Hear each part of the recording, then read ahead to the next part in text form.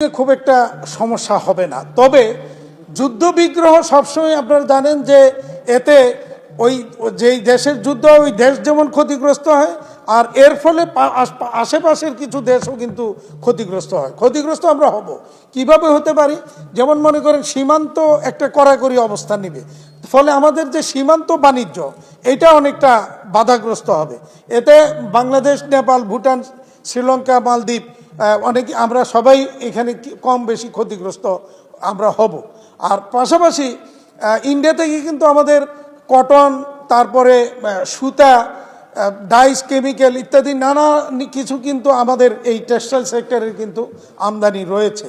তো যুদ্ধবিগ্রহ হলে হয়তোবা ওইভাবে আমরা ক্ষতিগ্রস্ত না হলেও অর্থনীতি কিন্তু তাদের ওই দেশের ব্যবসা বাণিজ্য কিন্তু তারা ক্ষতিগ্রস্ত হবে। ফলে হয়তো মূল্য বেড়ে যেতে পারে কোনোটার, সেইটাও আমাদেরকে না মানে কোনো না কোনোভাবে ক্ষতিগ্রস্ত করবে। তো আমরা এই ব্যাপারে অনুরোধ করব, আহ্বান জানাবো, দুই দেশের প্রতি আমাদের আহ্বান থাকবে আলোচনার মাধ্যমে এইটাকে সমাধান করার জন্য, এই যুদ্ধ যেন প্রলং না হয়।